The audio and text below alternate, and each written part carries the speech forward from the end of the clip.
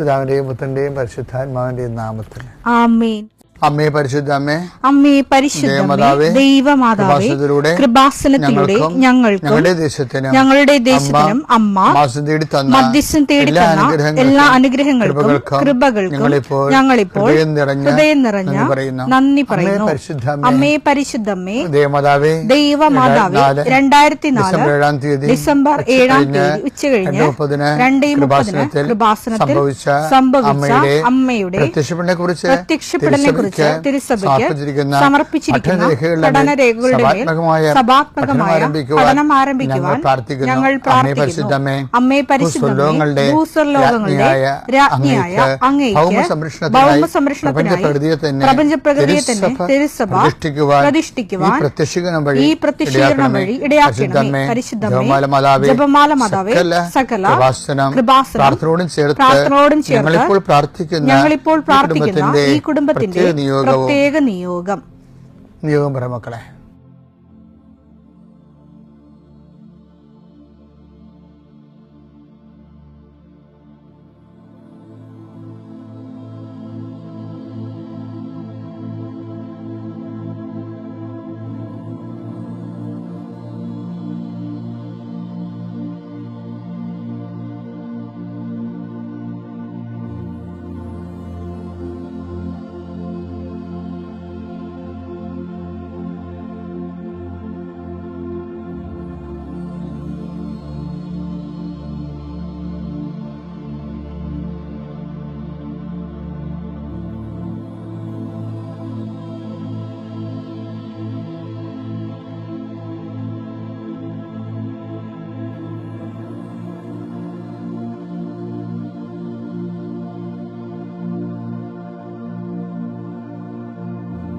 അമ്മയുടെ പ്രത്യക്ഷീകരണത്തിന്റെ ഈ അനുഗ്രഹവേളയിൽ ഞങ്ങൾക്ക് സാധിച്ചു തരുവാൻ കനിയണമേ. ആമേൻ. വിശ്വാസ പ്രമാണം. സർവശക്തനായ പിതാവും ആകാശത്തിന്റെയും ഭൂമിയുടെയും സൃഷ്ടാവുമായ ദൈവത്തിൽ ഞാൻ വിശ്വസിക്കുന്നു. അവിടുത്തെ ഏകപുത്രനും ഞങ്ങളുടെ കർത്താവുമായ ഈശോമിശിഹായിലും ഞാൻ വിശ്വസിക്കുന്നു. ഈ പുത്രൻ പരിശുദ്ധാത്മാവിനാൽ ഗർഭസ്ഥനായി കന്യകാമറിയത്തിൽ നിന്ന് പിറന്ന് പൊന്തിയോസ് പീലാത്തോസിന്റെ കാലത്ത് പീഡകൾ സഹിച്ച് കുരിശിൽ തറയ്ക്കപ്പെട്ട് മരിച്ച് അടക്കപ്പെട്ട് പാതാളങ്ങളിൽ ഇറങ്ങി മരിച്ചവരുടെ ഇടയിൽ നിന്ന് 3-ാം നാൾ ഉയർത്ത് സ്വർഗത്തിലേക്ക് എഴുന്നള്ളി സർവശക്തിയുള്ള പിതാവായ ദൈവത്തിന്റെ വലതുഭാഗത്തിരിക്കുന്നു. അവിടെ നിന്ന് ജീവിക്കുന്നവരെയും മരിച്ചവരെയും വിധിക്കുവാൻ വരുമെന്നും ഞാൻ വിശ്വസിക്കുന്നു. പരിശുദ്ധാത്മാവിലും ഞാൻ വിശ്വസിക്കുന്നു. വിശുദ്ധ കത്തോലിക്കാ സഭയിലും പുണ്യവാന്മാരുടെ ഐക്യത്തിലും പാപങ്ങളുടെ മോചനത്തിലും ശരീരത്തിന്റെ ഉയർപ്പിലും നിത്യമായ ജീവിതത്തിലും ഞാൻ വിശ്വസിക്കുന്നു. ആമേൻ. സ്വർഗ്ഗസ്ഥനായ ഞങ്ങളുടെ പിതാവേ, അങ്ങയുടെ നാമം പൂജിതമാകണമേ. അങ്ങയുടെ രാജ്യം വരണമേ. അങ്ങയുടെ തിരുമനസ് സ്വർഗത്തിലെ പോലെ ഭൂമിയിലും ആകണമേ. അന്നു വേണ്ടുന്ന ആഹാരം ഇന്ന് ഞങ്ങൾക്ക് തരണമേ. ഞങ്ങളോട് തെറ്റ് ചെയ്യുന്നവരോട് ഞങ്ങൾ ക്ഷമിക്കുന്നത് പോലെ ഞങ്ങളുടെ തെറ്റുകൾ ഞങ്ങളോടും ക്ഷമിക്കണമേ. ഞങ്ങളെ പ്രലോഭനത്തിൽ ഉൾപ്പെടുത്തരുതേ, തിന്മയിൽ ഞങ്ങൾ രക്ഷിക്കണമേ. ആമേൻ. നന്മ നിറഞ്ഞ മറിയമേ, സ്വസ്തി. കർത്താവ് അങ്ങയുടെ കൂടെ സ്ത്രീകളിൽ അങ്ങ് അനുഗ്രഹിക്കപ്പെട്ടവളാകുന്നു. അങ്ങയുടെ ഉദരത്തിൻ ഫലമായി ഈശോ അനുഗ്രഹിക്കപ്പെട്ടവനാകുന്നു. പരിശുദ്ധ മറിയമേ, തമ്പുരാന്റെ അമ്മേ, പാപികളായ ഞങ്ങൾക്ക് വേണ്ടി ഇപ്പോഴും ഞങ്ങളുടെ മരണസമയത്തും തമ്പുരാനോട് അപേക്ഷിക്കണമേ. ആമേൻ. കർത്താവേ, നിന്റെ ഉന്നതമായ നാമത്തിന് സ്തോത്രം ചെയ്യുന്നു. കർത്താവേ, നിന്റെ വിശുദ്ധ പൗരോഹിത്യത്തെ മഹത്വപ്പെടുത്തണമേ. കർത്താവെ, സഭയിലുള്ള സാന്നിധ്യം പ്രകടമാക്കണമേ. 40 വർഷം ഞാൻ അർപ്പിച്ച കൃപാനയുടെ യോഗ്യതയാൽ കൃപാസന അൾത്താറെ ജീവനോടെ പ്രത്യക്ഷപ്പെട്ട പരിശുദ്ധ അമ്മയുടെ മാധ്യസ്ഥത്തിലെ കർത്താവെ, കൃപ വന്ന് പെട്ടിരിക്കുന്ന വഴികൾ ഒരു തീരുമാനം എടുക്കാൻ പറ്റാത്തവർ, പല വിഷയങ്ങളെക്കുറിച്ച് ജോലിക്ക് പോകണം, ഏത് നാട്ടിൽ പോകണം, ഏത് രാജ്യത്ത് പോകണം എന്നറിയാൻ പാടില്ലാതെ വിഷമിക്കുന്നവർ, എന്ത് പഠിക്കണം എന്നറിയാൻ പാടില്ലാതെ വിഷമിക്കുന്നവർ, ഒരു തീരുമാനം എടുക്കാൻ പറ്റാത്തവർ, അവർക്ക് പരിശുദ്ധാത്മ പ്രവർത്തിച്ചുകൊണ്ട് അവർക്ക് പുതിയ തീരുമാനം എടുക്കാൻ കർത്താവ് നിങ്ങളെ സഹായിക്കണം. രോഗപീഠകള്, വേദന രോഗങ്ങള്, മറ്റു വ്യക്തികളുമായിട്ടുള്ള വഴക്കുകള്, കേസുകള്, കോടതി കേസുകള്, പോലീസ് കേസുകള്, ഇന്റർവ്യൂകള്, ടെസ്റ്റുകള്, പരീക്ഷാ ഫലങ്ങള് നിങ്ങൾക്ക് അനുകൂലമായിരിക്കാൻ പരിശുദ്ധ മാതാവിന്റെ മധ്യസ്ഥലെ ഞാൻ നിങ്ങളെ യേശുനാമത്തെ ആശീർവദിക്കുന്നു. പിതാപുത്രൻ പരിശുദ്ധാത്മാവിനെ നയിക്കുവാവേ. എൻ്റെ പ്രിയപ്പെട്ടവരെ, ക്രിസ്മസ് എന്ന് കേൾക്കുമ്പോൾ എൻ്റെ മനസ്സിൽ ഞാൻ എപ്പോഴും താലോലിക്കുന്നൊരു വചനം, പലർക്കും പല വചനമായിരിക്കും ക്രിസ്മസ്. എൻ്റെ മനസ്സെപ്പോഴും വരണത് ഈ ലൂക്ക 2:30-31 വചനങ്ങളാണ്. എന്തെന്നാൽ സകല ജനതകൾക്കും വേണ്ടി, അതാണ് സകല ജനതകൾക്കും വേണ്ടി അങ്ങ് ഒരുക്കിയിരിക്കുന്ന രക്ഷ എന്റെ കണ്ണുകൾ കണ്ടു കഴിഞ്ഞു. അത് എപ്പോഴും ആ ഒരു ബോധം നമുക്ക് ഉണ്ടെങ്കിലേ ക്രിസ്തു എല്ലാവർക്കും വേണ്ടിയുള്ള ദൈവത്തിൻ്റെ ഒരു പദ്ധതിയാണ്. അതുകൊണ്ടാണ് അത് സന്തോഷമായി വരുന്നത്. ഇപ്പോൾ ഓരോരോ മതങ്ങള് ഓരോരോ ദൈവസങ്കല്പങ്ങൾ, പക്ഷേ ഇറ്റ്സ് നോട്ട് ഫോർ ഓൾ. ക്രിസ്തുവിനെ വന്നപ്പോൾ വെഹ്യുമെൻ്റായിട്ട് അതിൻ്റെ പ്രൊഫസി എങ്ങനെയാണ് എല്ലാ മനുഷ്യർക്കും. അപ്പോൾ ക്രിസ്തുമസ് ഇപ്പോൾ ചില പറയും ഞങ്ങൾ ക്രിസ്ത്യാനികളല്ല, അതുകൊണ്ട് ഞങ്ങൾ സ്റ്റാർ ഇടത്തില്ല എന്ന് പറയും. അവർക്ക് അവരുടെ ഓപ്ഷൻസ് എടുക്കാം. പക്ഷെ ദൈവം ആഗ്രഹിക്കുന്നത് എന്താണ്? ക്രിസ്തു എല്ലാവർക്കും വേണ്ടിയാണ് ദൈവം ക്രിസ്തുവിനെ ലോകത്തിലേക്ക് അയച്ചത്. അപ്പം അതുകൊണ്ട് സഭയിലുള്ളവരും ക്രിസ്തു എല്ലാവർക്കും വേണ്ടിയുള്ളവരാണ് എന്നുള്ള ബോധ്യം ഏറ്റവും കുറവുള്ള ഒരു സമൂഹമാണ് ഈ മലയാള സമൂഹം. കുറേ കാലങ്ങൾ നമ്മൾ സുവിശേഷം കൈമാറാതെ ഇരുന്ന് വരേണ്യ സവർണ വർഗത്തിന് മാത്രം സുവിശേഷം വിശ്വാസം അതിനകത്ത് ഒതുക്കി നിർത്തി. എന്നിട്ട് ക്രിസ്ത്യാനിയുടെ ചൈതന്യത്തിൽ അവർ ജീവിച്ചില്ല എന്ന് തന്നെയല്ല, ജീവിക്കാൻ വന്നവരെ തടയുകയും ചെയ്തു. അങ്ങനെ ഒരു കുറേ കാലം വെറുതെ മറ്റുള്ളവരെ ന്യായസ്ഥാനപ്പെടുത്തുക എന്നുള്ളതും തന്നെക്കാൾ കുറഞ്ഞവരാണെന്ന് കുറേ ആൾക്കാർ ബ്രാൻഡ് ചെയ്ത് എന്നിട്ട് അവരെ ന്യായസ്ഥാനപ്പെടുത്തി നമ്മുടെ കൂട്ടത്തിലേക്ക് എടുക്കാതിരിക്കാൻ വേണ്ടി ഇന്നും സ്പർദ്ധയുള്ളവരുണ്ട്. ഇന്നും സ്പർദ്ധയുള്ളവർ മൂടിപ്പതച്ച് ക്രിസ്മസിനെ ഉണ്ണിയെ ചുംബിക്കാൻ പോകുന്നുണ്ട്. പക്ഷെ ഉള്ളിൽ അയിത്തമുണ്ട് മറ്റുള്ളവരെ കുറിച്ച്. ഈ അയിത്തം എന്നുള്ള ആശയം തന്നെ നശിപ്പിച്ചുകൊണ്ടാണ് ഈശോ ഈ ഭൂമിയിലേക്ക് വരണത്. അതാണ് എല്ലാ മനുഷ്യർക്കും വേണ്ടിയുള്ള സന്തോഷത്തിൻ്റെ സദ്വാർത്ത. ഇത് ഈ സുവിശേഷം പിടിച്ചു വെച്ചും കൊടുക്കാതെയും 1500ഓളം വർഷങ്ങളാണ് കേരളത്തിൽ ക്രിസ്ത്യൻസ് വേസ്റ്റാക്കി കളഞ്ഞത്.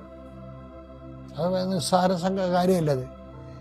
ഇവിടെ പോർച്ചുഗീസ് മിഷൻസ് വന്നപ്പോഴാണ് എല്ലാവരെയും കർത്താവിൻ്റെ ഈ സുവിശേഷത്തിലേക്ക് അവരെ കഷ്ടപ്പെട്ടായാലും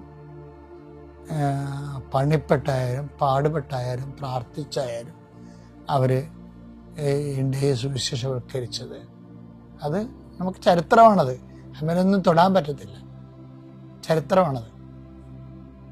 ഇന്നും മേൽക്കോയ്മകളുടെ അടിവേരുകളെ കണ്ടെത്തിക്കൊണ്ട് തങ്ങൾ എന്തോ കൂടിയ ഒരു ജാതിയാണ് എന്ന് സ്വയം ധരിച്ചിട്ട് നമ്മളെ കൂടിയ ജാതിയാണെന്ന് പറയുമ്പോൾ സ്വാഭാവികമായിട്ട് വരാൻ പോകുന്ന വിഷയം എന്താണ്?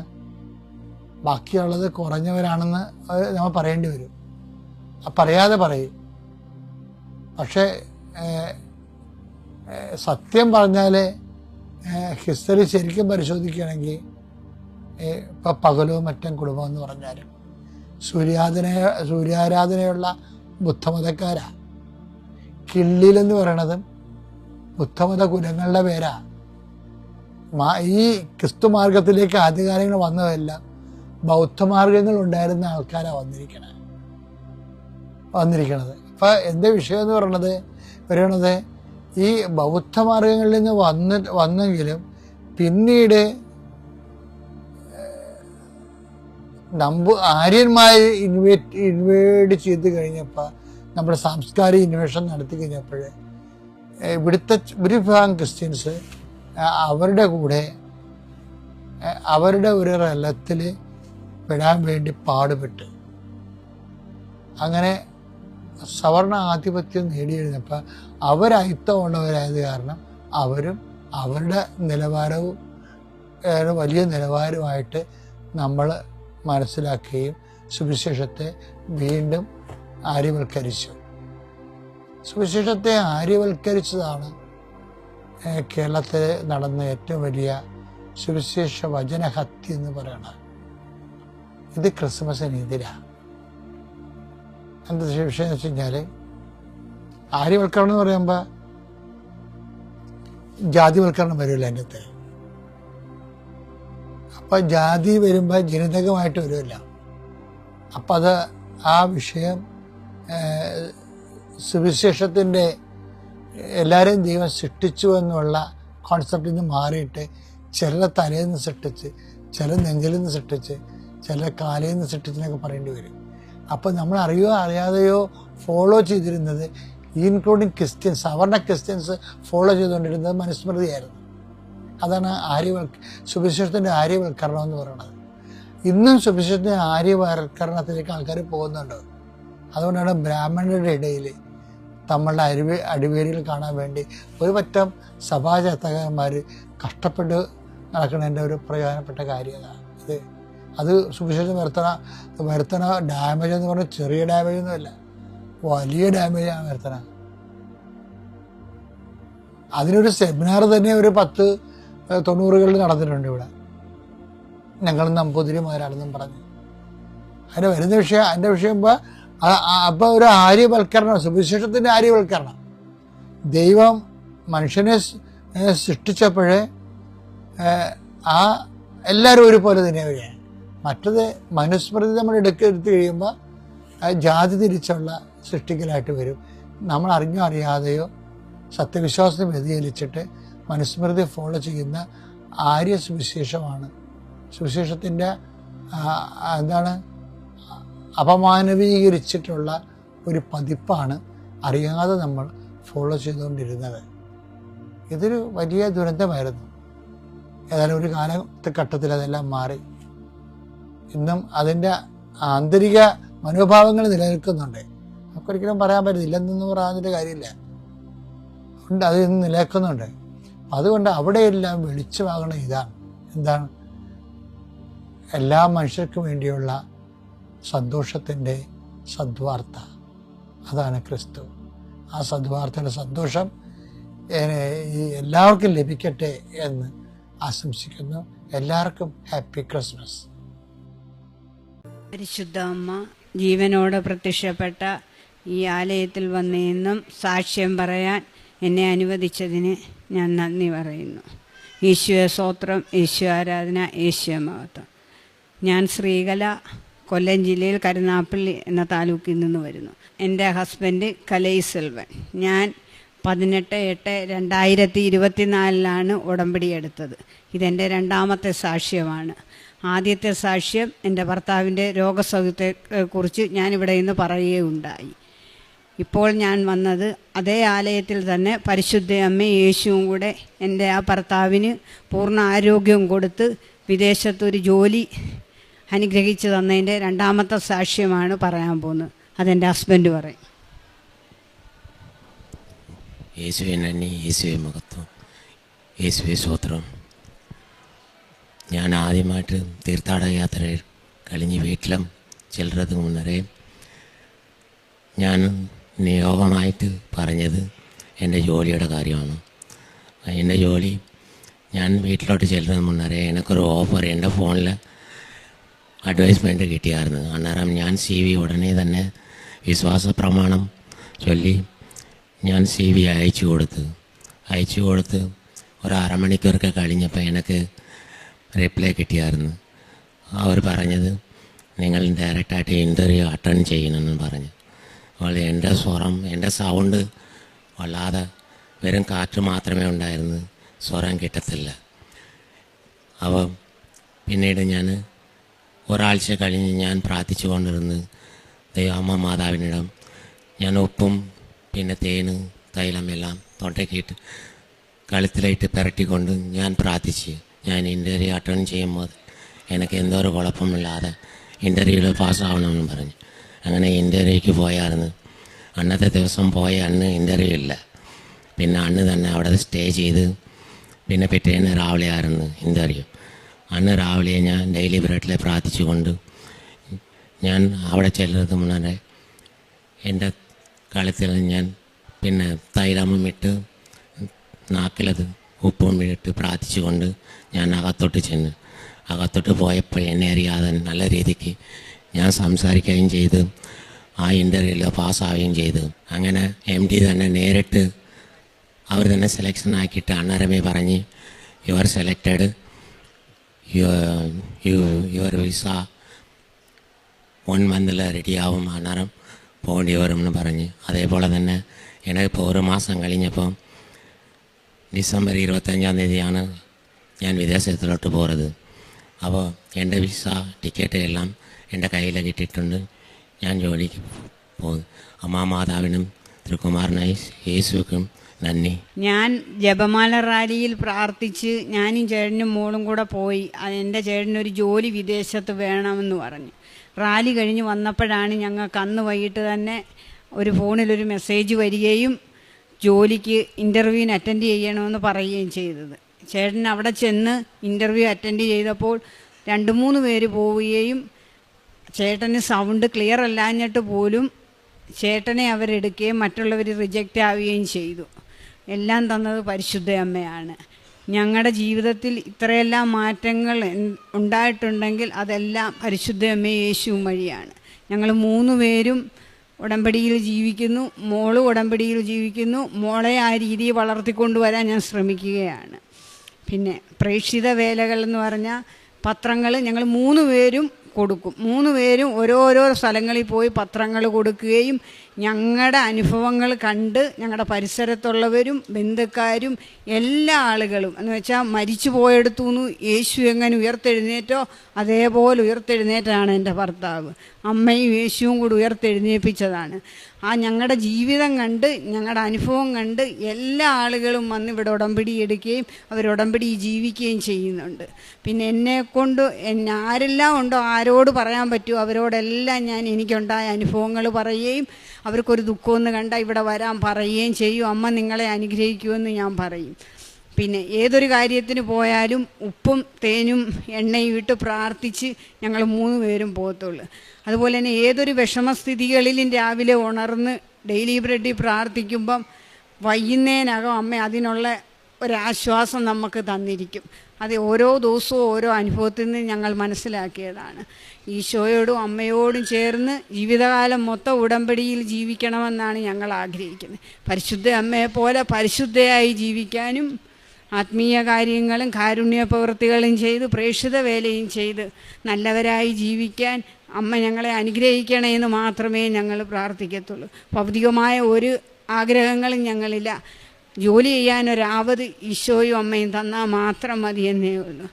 പിന്നെ രോഗികളെ കാണാൻ പോവുകയും രോഗികൾക്ക് ഞങ്ങളെ കൊണ്ടൊക്കുന്ന സഹായങ്ങൾ ഞങ്ങൾ ചെയ്യാറുണ്ട്. പിന്നെ ഇത്രയെല്ലാം അനുഗ്രഹങ്ങൾ തന്ന ഈശോയ്ക്കും അമ്മയ്ക്കും ഒരിക്കൽ കൂടി ഹൃദയം നിറഞ്ഞ് നന്ദി പറഞ്ഞ് ഈശോയുടെ അമ്മയുടെയും കൂടെ തന്നെ ഞങ്ങളെ നടത്തണേന്ന് പ്രാർത്ഥിച്ചുകൊണ്ട് യേശുവേ സ്തോത്രം, യേശുവേ ആരാധന, യേശുവേ നന്ദി.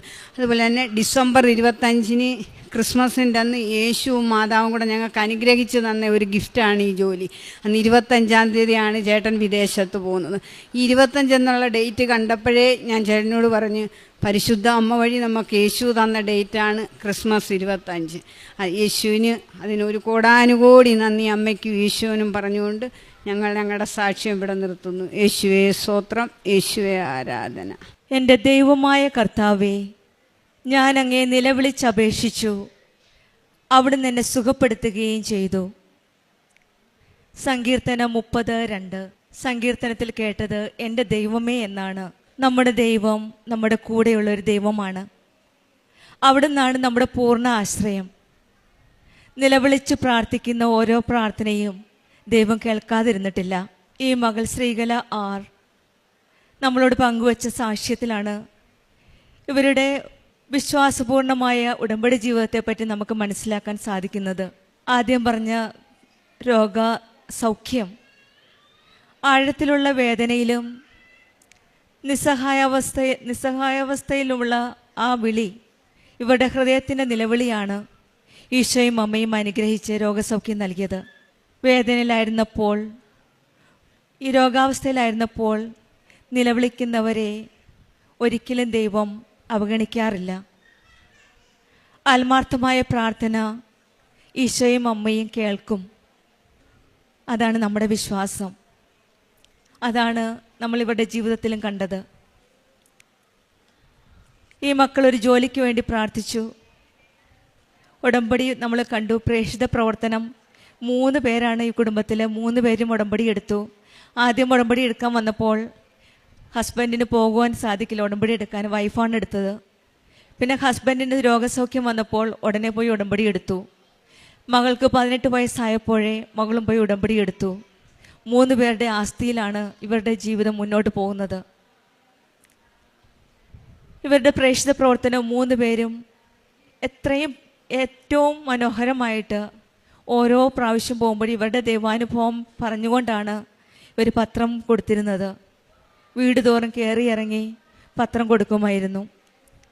ഇതൊക്കെ കാണുമ്പോൾ ഈശോയും അമ്മയും ഇവരുടെ പ്രാർത്ഥന കേൾക്കാതിരിക്കുമോ? തീർച്ചയായും. അങ്ങനെയാണ് ഈ മകന് സൗണ്ടിൻ്റെ ശബ്ദത്തിൻ്റെ പ്രശ്നം ഉണ്ടായി പോലും അവർക്ക് ഒരു നല്ലൊരു ജോലിയാണ് ഈശോയും അമ്മ ഇവർക്ക് കൊടുത്തത്. അതും ക്രിസ്മസിൻ്റെ ഒരു ഗിഫ്റ്റായിട്ട്. ഈശോ ജനിച്ച ദിവസമാണ് ഈ മകന് ജോലിക്ക് പോകുന്ന ദിവസം. അതവർ പൂർണ്ണമായിട്ട് വിശ്വസിക്കുന്നുണ്ട് ഈശോയും അമ്മയും കണിഞ്ഞു കൊടുത്ത ഒരു ഗിഫ്റ്റുമാണെന്ന്. ഇവർക്ക് കിട്ടിയ ഓരോ കാര്യവും ദൈവത്തിൻ്റെ ഒരു ഇടപെടൽ നമുക്ക് കാണാം.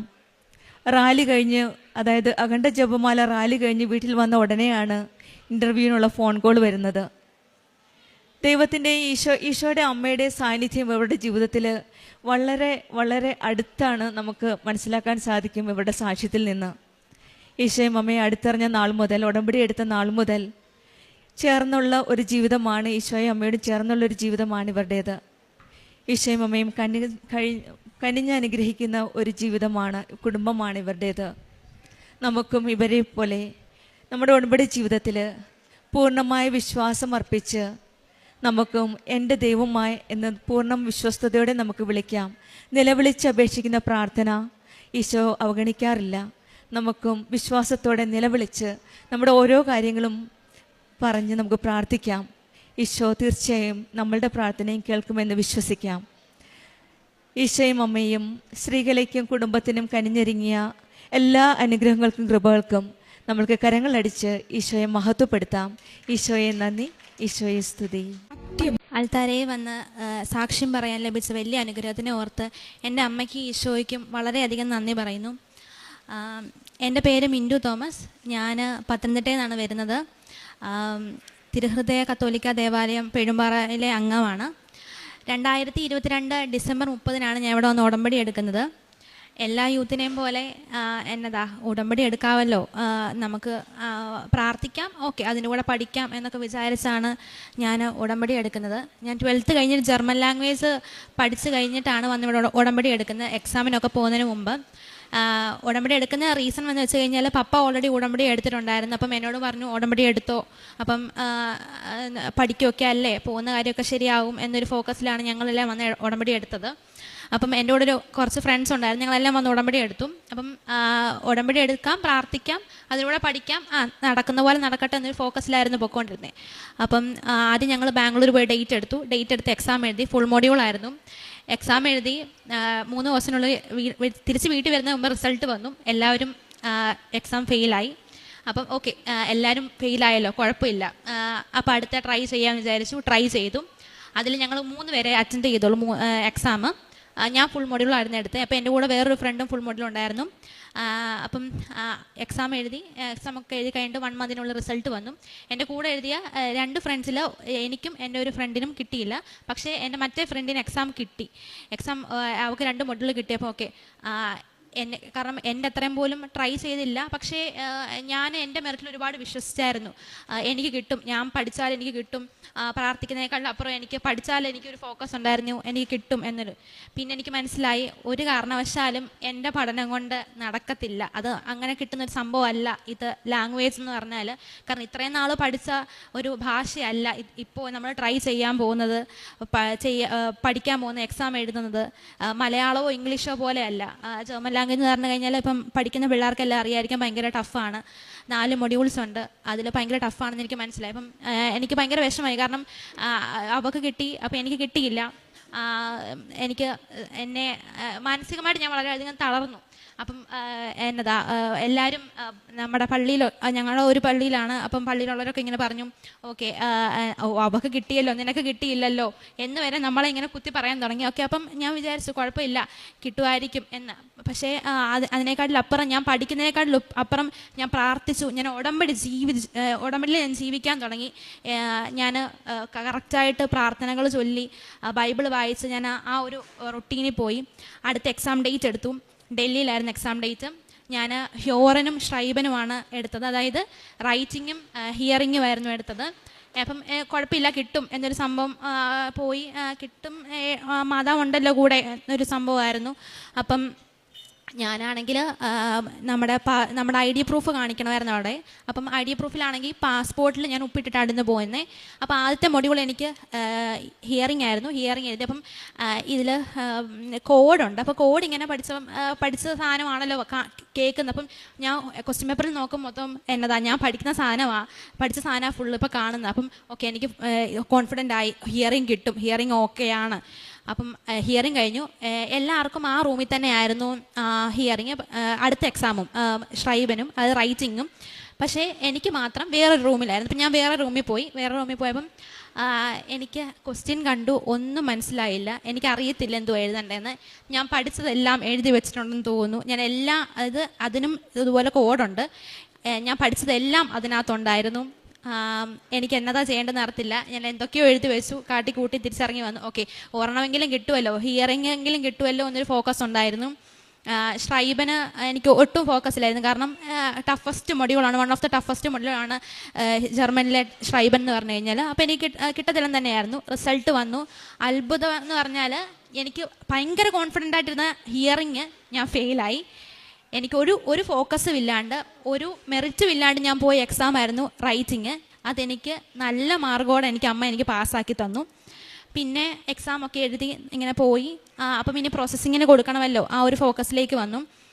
പ്രോസസ്സിങ്ങിൻ്റെ കാര്യമായപ്പം പിന്നെ അപ്പോൾ എക്സാമൊക്കെ കിട്ടി കഴിഞ്ഞപ്പം അപ്പം നമുക്ക് സ്വാഭാവികമായിട്ടൊരു ഇത് വരുമല്ലോ, ഓക്കെ ഇനിയും നടന്നോളും കാര്യങ്ങൾ, വലുതായിട്ട് പ്രാർത്ഥിക്കണ്ട. അപ്പം സ്വന്തമായിട്ടൊരു സെൽഫിലേക്ക് പിന്നെയും തിരിച്ചു വന്നു. ഞാൻ ഒരിടത്ത് കൊണ്ടുപോയി പ്രോസസ്സിങ്ങിന് കൊടുത്തു. കോഴിക്കോടായിരുന്നു. അത് നമ്മുടെ ഇത് പൈസയൊക്കെ ഫണ്ടൊക്കെ വാങ്ങിക്കുന്നുണ്ട്. പക്ഷേ ഒരു കാരണവശാലും എന്ത് ചെയ്യുന്നില്ല, അവർ അങ്ങോട്ട് മൂവ് ആവുന്നില്ല, പ്രോസസ്സിങ് ഒന്നും നടക്കുന്നില്ല. ഒരു കാരണവശാലും ഇൻ്റർവ്യൂസ് നടക്കുന്നുണ്ട്, പക്ഷേ പാസ്സാവുന്നില്ല. ഒരു റിവ്യൂ അവർ തരുന്നില്ല. അപ്പം എന്തായാലും പോയി അന്വേഷിക്കാമെന്ന് വിചാരിച്ചു. പോയി അന്വേഷിച്ചപ്പോൾ ഇതുപോലെ അവർ പറഞ്ഞു അങ്ങനെ തരാൻ പറ്റത്തില്ല, പൈസയൊന്നും റീഫണ്ട് തരാൻ പറ്റത്തില്ല. ഭയങ്കര പ്രശ്നമായി, വിഷയമായി. നൈറ്റ് പോലീസ് സ്റ്റേഷൻ വരെ കയറേണ്ടി വന്നു. അന്ന് കോഴിക്കോടാണ്, നമുക്കറിയാത്തൊരു നാട്, ആരുമില്ല നമ്മുടെ കൂടെ. ഞാനും എൻ്റെ അമ്മയും എൻ്റെ ഫ്രണ്ടും അവളുടെ അമ്മയും മാത്രം. അവിടെ എന്നതാ ചെയ്യണ്ടേ?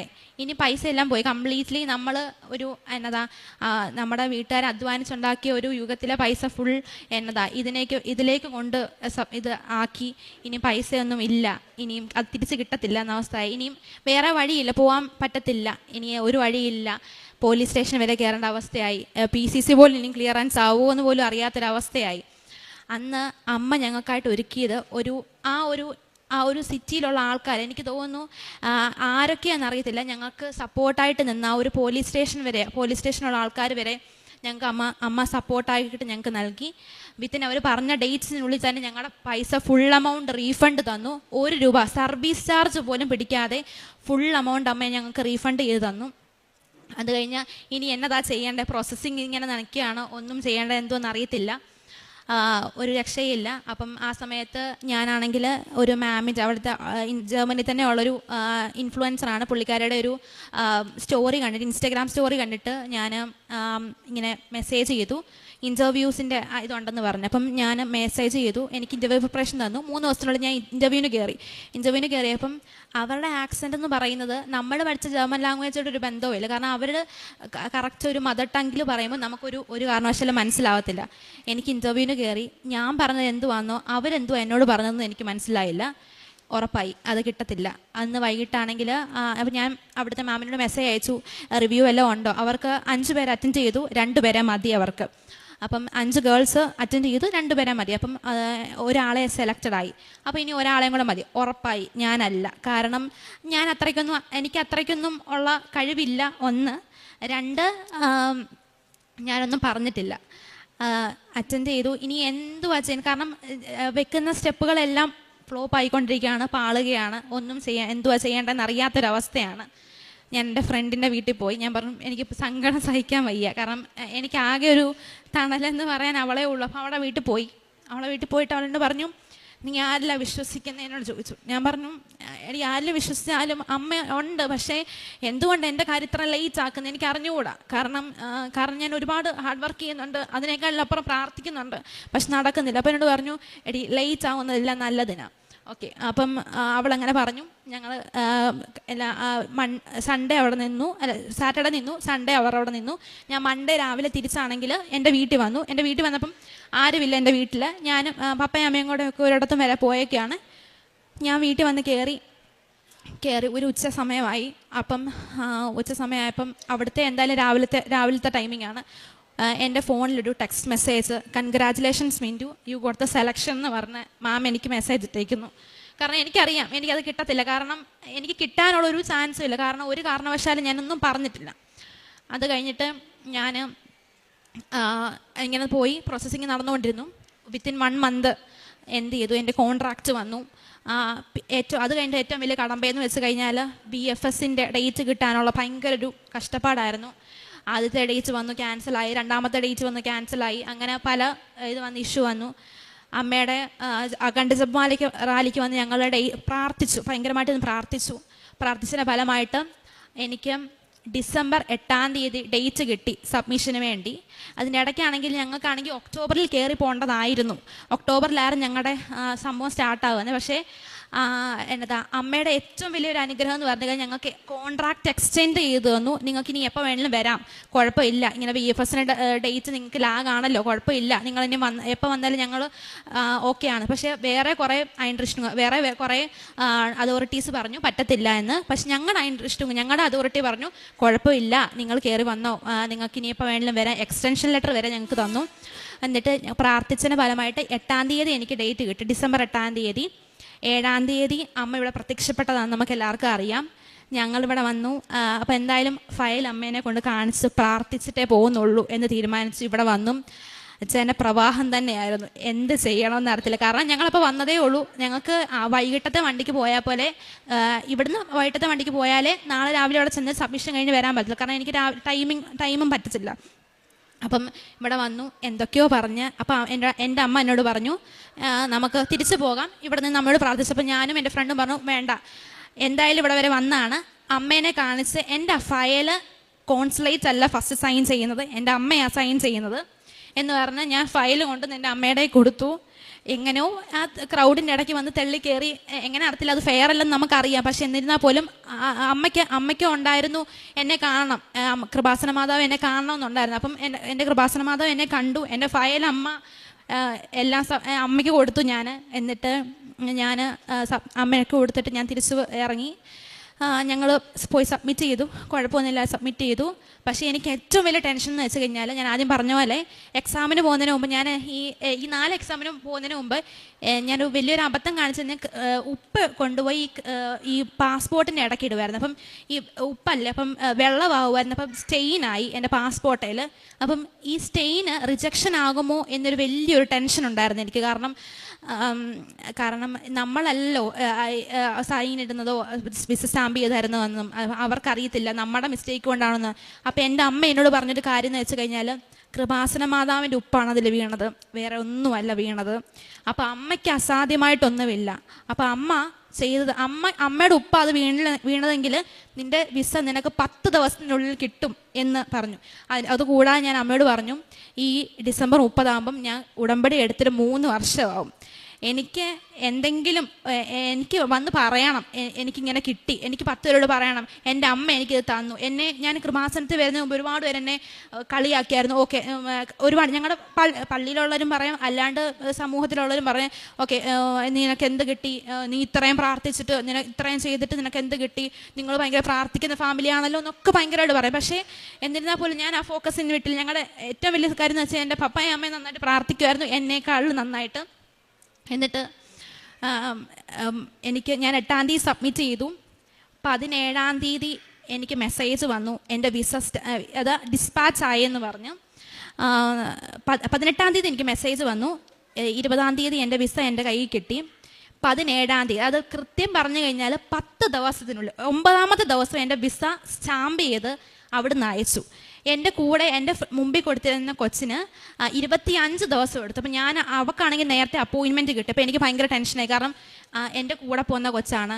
അപ്പോൾ എന്തായാലും എനിക്ക് അവളോട് ഒരിക്കലും പോകാൻ പറ്റത്തില്ല. ഞാൻ തീരുമാനിച്ചു, ഉറപ്പിച്ചു. കാരണം അവൾക്ക് നേരത്തെ വിസ വരും, 3 ദിവസം 4 ദിവസം അല്ലെങ്കിൽ 10 ദിവസത്തിനുള്ളിൽ വിസ വരും. അവൾക്ക് 25 ദിവസം എടുത്തു. അതായത് എനിക്ക് വിസ വരുന്നതിന് മുമ്പ് 3 ദിവസം മുമ്പ് അവൾക്ക് വന്നു. അപ്പോൾ മാം പറഞ്ഞു, എന്തായാലും വെയിറ്റ് ചെയ്യും, മിൻറ്റുവിനും കൂടെ വിസ വരട്ടെ, നമുക്ക് നോക്കാം, മിൻറ്റുവിനും കൂടെ വരട്ടെ എന്ന് പറഞ്ഞു. വിസ ഞാൻ തുറന്നു നോക്കി. എൻ്റെ അമ്മ എനിക്ക് 8-9 പേജിൽ, എൻ്റെ സ്റ്റെയിൻ ആയത് 3-ാമത്തെ പേജിലാണ്. എൻ്റെ വിസ അടിച്ചു തന്നത് എനിക്ക് 8-9 പേജിൽ ഒരു പ്രശ്നവും കൂടാതെ എൻ്റെ അമ്മ എനിക്ക് വിസ അടിച്ചു തന്നു. ഞാൻ അന്ന് തന്നെ എനിക്ക് വിസ ഞാൻ ഓപ്പൺ ആക്കി നോക്കി. അന്ന് 20-ാം തീയതി തന്നെ ഞാനിവിടെ വന്നു. അപ്പം ലേറ്റ് ആയാലും സാക്ഷ്യം പറയാൻ പറ്റിയില്ല.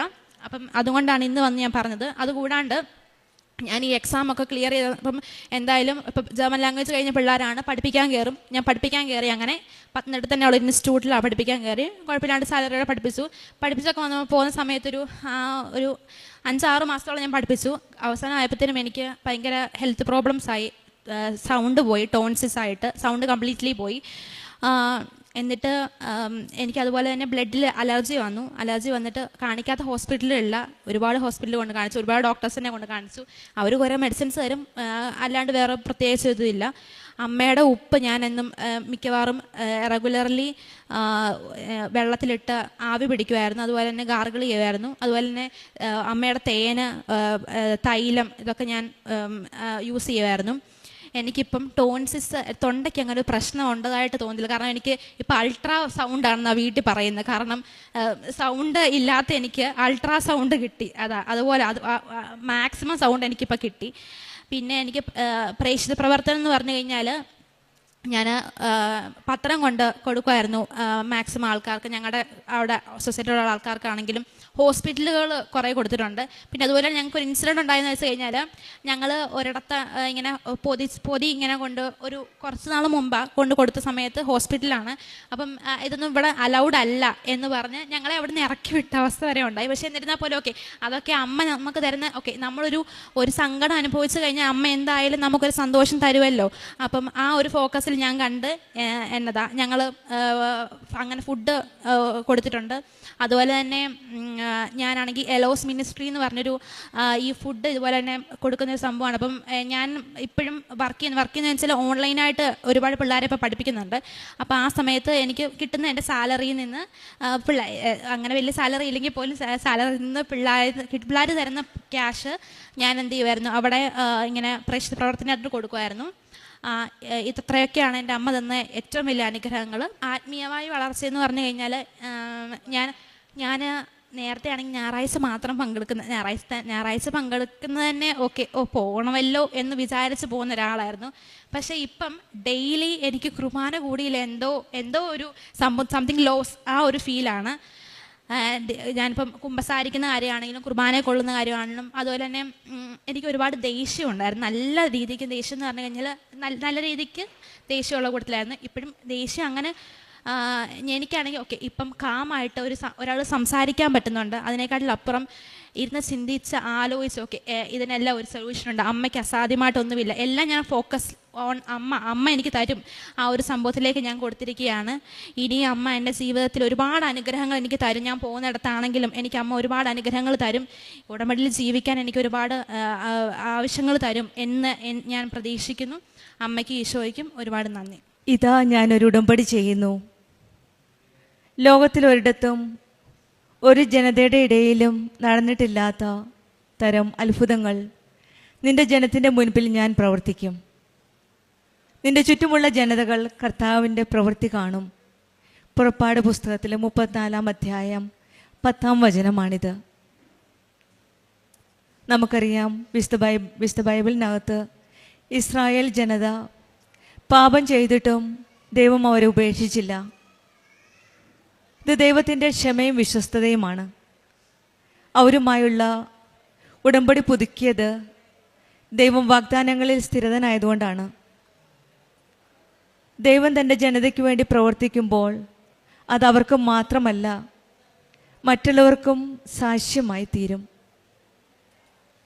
മിൻറ്റു തോമസ് എന്ന മകളുടെ സാക്ഷ്യം നമ്മൾ കേട്ടു. ഈ മകളുടെ ജീവിതത്തിൽ നമ്മൾ കാണുന്നത് ദൈവത്തിൻ്റെ ക്ഷമയും വിശ്വസ്തതയുമാണ്. ദൈവ വാഗ്ദാനത്തിലെ സ്ഥിരതനാണ്. ഈ മകളുടെ ജീവിതത്തിൽ പല പ്രാവശ്യവും നമ്മൾ കണ്ടു. പല എക്സാമുകൾ എഴുതി. ആദ്യം ജർമ്മൻ ലാംഗ്വേജ് കോഴ്സ് ചെയ്ത് 2 തവണ എഴുതിയപ്പോഴും ഫെയിലായിരുന്നു. എല്ലാവരും പാസ്സായി. പിന്നീട് 3-ാമത്തെ അറ്റംപ്റ്റിലാണ് ഉടമ്പടിയിൽ സമർപ്പിച്ച് പ്രാർത്ഥിച്ചത്. അപ്പോൾ പാസ്സായി. പിന്നെ മോൾക്ക് പ്രതീക്ഷിക്കാത്ത ടഫായിട്ടുള്ളൊരു മൊഡ്യൂൾ കിട്ടി. പിന്നെ കോൺഫിഡൻസായി. പിന്നെ അവിടെയും ക്യാഷ് ലോസായി. വീണ്ടും പിന്നീട് അമ്മയുടെ അടുത്ത് വന്ന് പ്രാർത്ഥിക്കുകയാണ് കണ്ണീരോടെ. ആ നഷ്ടപ്പെട്ട ക്യാഷെല്ലാം ഈശോയും അമ്മയും ആരും അറിയാത്ത ഒരു സ്ഥലത്ത് ആരിൽ കൂടിയോ എങ്ങനെയോ ആ ക്യാഷ് അവർക്ക് തിരിച്ചു കിട്ടി, ഒരു പൈസ പോലും നഷ്ടപ്പെടാതെ. പിന്നെ ഈ മകളുടെ ഇൻ്റർവ്യൂ ആണ് നമ്മൾ കണ്ടത്. ഇൻ്റർവ്യൂവിൽ പ്രാർത്ഥിച്ച് ഉടമ്പടി വസ്തുക്കൾ ഉപയോഗിച്ചാണ് ഈ മോൾ ഇൻ്റർവ്യൂ അറ്റൻഡ് ചെയ്തത്. വിസ ഡേറ്റ് ഇട്ട് പ്രാർത്ഥിച്ചു അമ്മയുടെ അനുഗ്രഹത്തിനായി. പാസ്പോർട്ടിൽ ഈ മകൾ പറഞ്ഞത് ഉപ്പിൻ്റെ സ്റ്റെയിൻ ഉണ്ടായിരുന്നു. അതൊക്കെ വളരെ കെയർഫുള്ളായിട്ട് ചെയ്യേണ്ട കാര്യങ്ങളാണ്. പക്ഷെ അവിടെയും പരിശുദ്ധ അമ്മ ഈ മകളെ സംരക്ഷിച്ചു. മമ്മി പറഞ്ഞതുപോലെ കൃപാസന മാതാവിൻ്റെ ഉപ്പാണ് അതെന്നാണ്. ഓരോ പ്രാവശ്യം ഈ മകള് വീഴുകയും എഴുന്നേൽക്കുകയും ചെയ്യുമ്പോഴൊക്കെ ഈശോയും അമ്മയും ഈ മകളുടെ കരം പിടിച്ച് മുന്നോട്ട് നയിക്കുകയായിരുന്നു. ആദ്യമായി പല തകർച്ചകളും പല ഫെയിലിയർ ഉണ്ടായിട്ടും പിന്നീട് ഈ മകൾ നല്ലൊരു വിശ്വാസത്തിൻ്റെ ജീവിതത്തിലേക്കാണ് ഈ മകൾ കടന്നു വന്നത്. ഈശോയും അമ്മയും കൂടെ നിന്ന് കരം പിടിച്ച് മുന്നോട്ട് നയിച്ചപ്പോൾ ജപമാല റാലിക്ക് വന്ന് പ്രാർത്ഥിച്ചു. അപ്പോൾ ഡേറ്റ് ഇട്ട് പ്രാർത്ഥിച്ചത്. പിന്നെ 7-ാം തീയതി ഡിസംബർ 7-ാം തീയതി അമ്മയുടെ സന്നിധി ഇവിടെ തുറന്ന് തന്നു. അന്നും ഈ മകൾ ഇവിടെ വന്ന് പ്രാർത്ഥിച്ചു. പിന്നെ നമുക്ക് കാണാവുന്ന ഈ മകളുടെ വിശ്വാസ ജീവിതമാണ് ഉടമ്പടി ജീവിതത്തിൽ എല്ലാ നിബന്ധനകളും പാലിച്ചുകൊണ്ട് ഒരു നല്ലൊരു മകളായിട്ടാണ് വിശ്വാസത്തിൽ ഈ മകൾ വളർന്നത്. കുർബാനയും കുമ്പസാരവും ഒഴിച്ചുകൂടാത്ത ഒരു ആത്മീയതയുടെ പാതയിലേക്കാണ് ഈ മകൾ നടന്നു വന്നത്. ഇതെല്ലാം സാധിക്കുന്നത് ഉടമ്പടിയിൽ കൂടെയാണ്. നമ്മൾക്ക് മെറിറ്റ് ഒന്നും ഇല്ലാതായിരിക്കുമ്പോഴും നമ്മളുടെ മെറിറ്റായിട്ട് ഈശോയും അമ്മയും നമ്മുടെ കരം പിടിച്ച്, പലപ്പോഴും നമ്മൾ വീണു പോകുമെങ്കിലും നമ്മളെ കരം പിടിച്ച് മുന്നോട്ട് നയിക്കുന്ന ഈശോയും അമ്മയുമാണ് നമ്മുടെ കൂടെ. പലപ്പോഴും നമ്മൾ അനുസരിക്കാതെ ദൈവത്തോട് അനുസരണം പുലർത്തുമ്പോഴാണ് നമ്മുടെ കാര്യങ്ങളിൽ നമ്മുടെ ജീവിതത്തിൽ അത്ഭുതങ്ങൾ വരുന്നത്. ദൈവത്തിൻ്റെ കരുണയ്ക്കും ശക്തിക്കും വിശ്വസ്തതയ്ക്കുമായി നമുക്ക് പ്രാർത്ഥിക്കാം. നമ്മളും നമ്മുടെ ജീവിതത്തിൽ ദൈവത്തിന് നമ്മളിലുള്ള വിശ്വസ്തത പോലെ, വിശ്വാസം പോലെ നമ്മളും ദൈവത്തെ വിശ്വസിച്ച് ദൈവത്തിൻ്റെ കാരുണ്യത്തിനായി പ്രാർത്ഥിക്കാം. ഉടമ്പടി ജീവിതം ആത്മാർത്ഥതയോടെ വിശ്വസ്തയോടെ നയിച്ച് നമുക്ക് ഈശോയുടെ കരം പിടിച്ച് അമ്മയുടെ സംരക്ഷണത്തിൽ, അമ്മയുടെ മാധ്യസ്ഥതയിൽ നമുക്ക് നമ്മുടെ പ്രാർത്ഥനകളെല്ലാം സമർപ്പിച്ച് പ്രാർത്ഥിക്കാം. മകൾക്കും മിൻറ്റു തോമസ് എന്ന മകൾക്കും കുടുംബത്തിനും ഈശോയും അമ്മയും കനിഞ്ഞു നൽകിയ എല്ലാ അനുഗ്രഹങ്ങൾക്കും നമുക്ക് കരങ്ങളടിച്ച് ഈശോയെ മഹത്വപ്പെടുത്താം. യേശുവേ നന്ദി, യേശുവേ സ്തുതി.